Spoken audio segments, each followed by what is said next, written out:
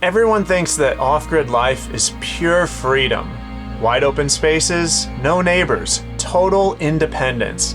And yeah, this is mostly true, but there's another side to this life, the dark side. And when you're living it alone, these challenges hit harder. Hey guys, my name's David.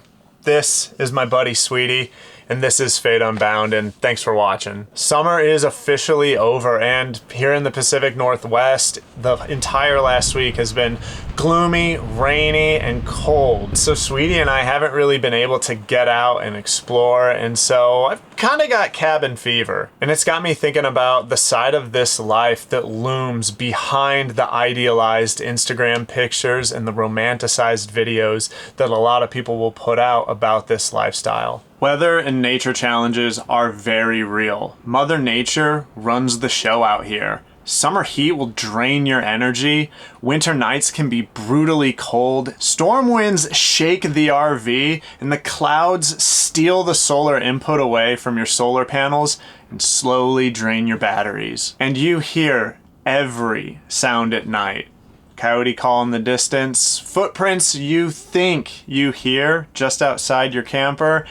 You're always aware just how thin these walls are that separate you from everything out there. Now, that's not to say that I'm constantly living in fear. It's just there's that background anxiety kind of going on in your head that you sort of tune out and you don't really notice is there until you do hear a sound outside, and then the adrenaline spikes. So I am brutally aware how vulnerable my rig is. It's not as secure as a house, and I am out here all by myself, potentially hours away from the any sort of authority like the police being able to get out here if I need them. But that's not something that keeps me up at night because I do have protective measures in place, and I do trust myself to be able to handle an emergency type situation. Wildlife can be a danger too. Bears, mountain lions, while not super common, they're out there. And so I always have to be aware of, not leaving any food or trash inside of my truck or in the bed of my truck, under the camper shell even. And when my trash fills up, I have to take it into town and dump it, throw it away at a transfer station. Because if I don't, then I'm going to attract potentially dangerous wildlife to my campsite. And then the weather. Oh, the weather just rules everything. Weeks like this, where it's been cloudy, rainy, and cold, really starts to wear on me. The blue sky invigorates me, it gives me energy, it lets me go out and explore and go on nice long walks with Sweetie.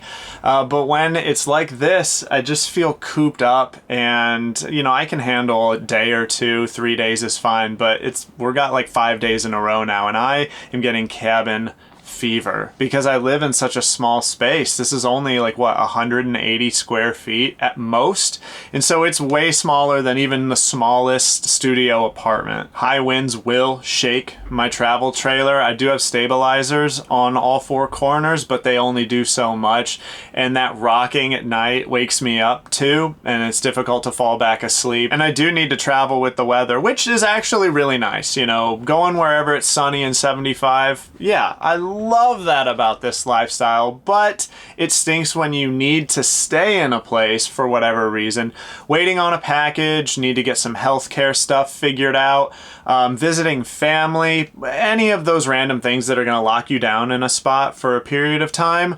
If it's too hot there, oh man, it is awful in this place because it's the windows in this travel trailer aren't really as big as I wish they would be, so it's difficult to get a breeze through here when it's hot that is strong enough to cool you down. I can fire my generator up to run my air conditioner, but I hate doing that. And then the insulation in this thing obviously isn't very great, so in the winter, the cold winter months, just gotta run my furnace constantly, and I just shred through propane. And something that can help you get through those bitter winter temperatures, whether you're a tent camper, a car camper, you're living the van life, or you've got an RV like this one that you'd like to convert away from propane, is this Toolbox Max diesel heater from H Calorie. I reviewed a toolbox diesel heater through these guys about a year ago, and I was really impressed by how compact, well built it was, and how they include everything you need to set this thing up and get it running just right out of the box. But now they're releasing the Toolbox Max. It's brand new, so it has a lot of new features, and they've really upped their game even more. So I'm really impressed. The new Toolbox Max has 3-minute fast heating from a newly designed aluminum body that's stronger and supports fast heating.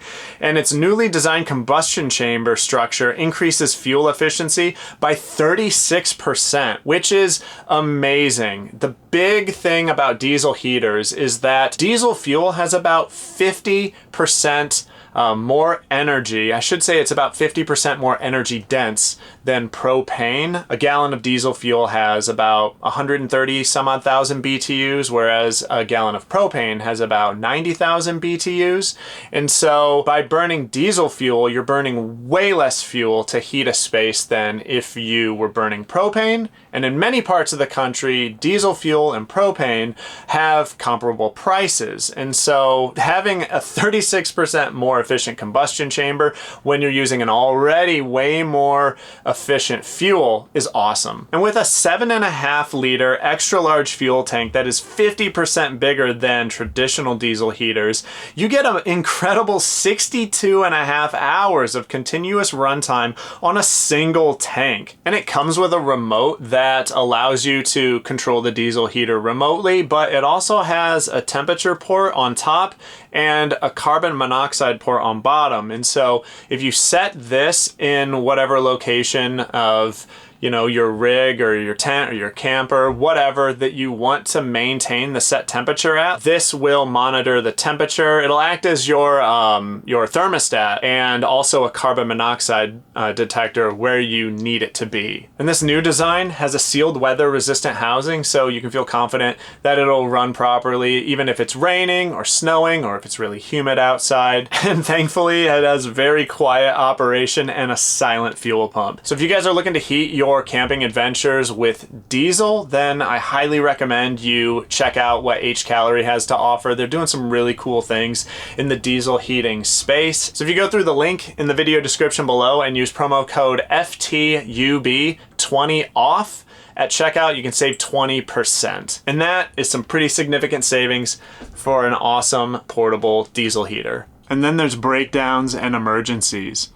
When things break, and trust me, they will, you don't have anyone to back you up. A flat tire miles from pavement, batteries that die in the night, and propane that runs out just as it dips below freezing outside. Something simple like a failed water pump becomes a huge deal when the nearest parts store is hours away and you don't have running water anymore. That responsibility is on you to figure out, or you're stuck.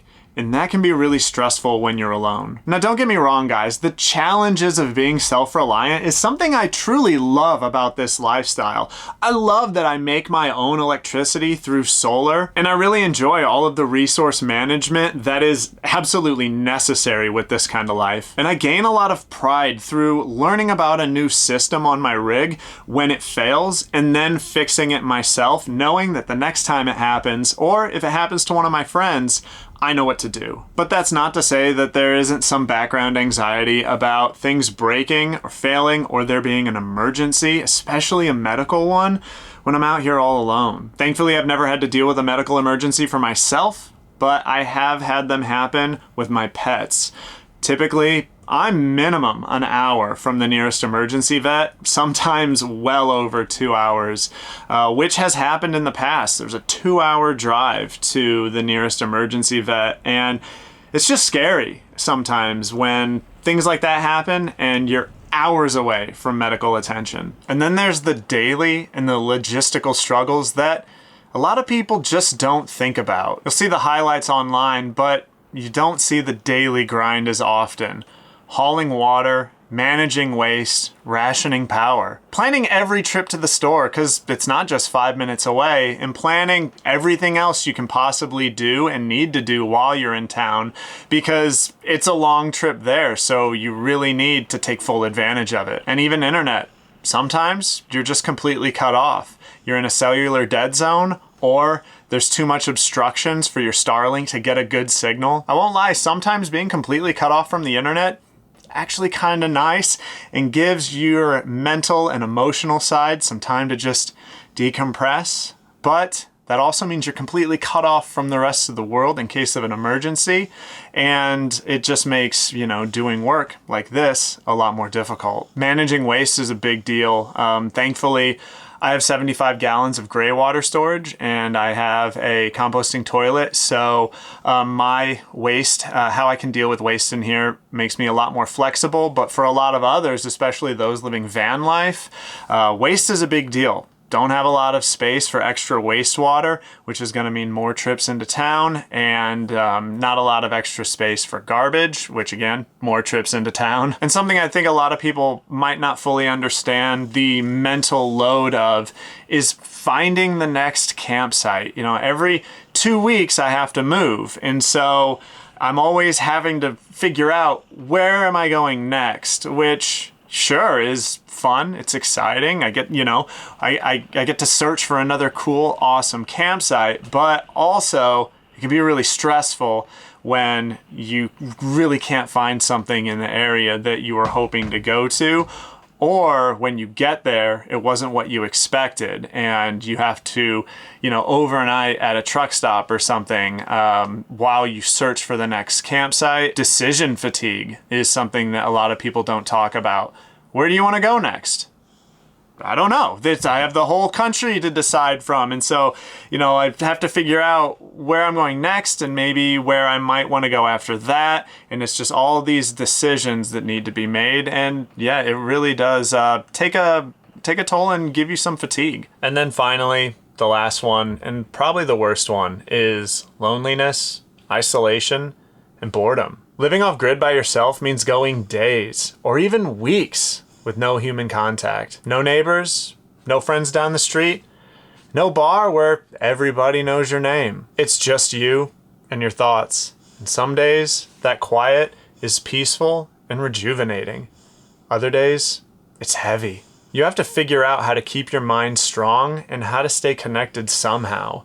Whether that's talking with friends and family on the phone, journaling, or making peace with the silence. Now, I'm not going to spend too much time on the loneliness and isolation aspect because I did talk about it in depth in a recent video, but the, short answer to all of that is it is real, yes, but I'm the type of person that is completely comfortable with just my own company, and so the isolation aspect doesn't really wear on me as much as it might some other people. And obviously, it's the choice I've made, living off grid in these remote, far out places. I love it. I really do. And then obviously, I got my best friend with me, you guys. I've got Sweetie here. Sweet girl, up, come here. And so she really does make a big difference. She's trying to sleep. I feel bad. She's like, what do you want, man? Mwah. Sorry, pup. But yeah, having her with me at all times is super helpful. She's just the greatest companion I could ever ask for. She's excellent on the trails, excellent on hikes. She is always down for an adventure, wants to go into town with me, wants to go for car rides. She always wants to go on walks. And if I didn't have her, I probably would go crazy out here. But then there's boredom. Let's talk about boredom because that is real. Out here, living in these remote areas, I don't have all of the constant stimuli that, is back in wider society. The lights, the sounds, the people, just the everything. But I like it that way. I really do. It's calmer. It's more peaceful out here. My mind can breathe a sigh of relief. I keep myself busy. with chores, a lot of manual chores. I wash dishes by hand, I do my laundry by hand. Most of my chores are manual, and I like it that way. It keeps my body moving, it keeps me physically healthy, and all of the maintenance that my travel trailer needs, my truck, my ATV, I do all of that myself. It keeps my mind engaged and my body engaged. So that helps to just keep me busy. And then making these videos for you guys keeps me connected to you, keeps me connected to over 100,000 people, which is amazing. That helps with my mental sanity too, and it helps the creative aspect of my mind stay engaged. And then just for fun, just for, you know, the same kind of like mindless pleasure, enjoyment that everyone else has, I do have a TV. So I can watch YouTube or whatever through my Starlink or through connecting it to the cellular network. I have games on my computer that I can play, and I also really enjoy reading. I just recently bought a nice thick book about the writings of John Muir, a very famous naturalist that was instrumental in the formation of the national park system and just broader conservation of our public lands.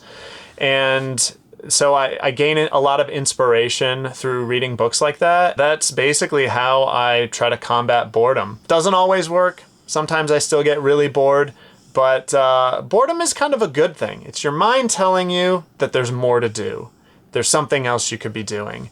And so I try to just look at it that way and then work with my boredom to figure out what might be missing in my life that I need to take action on.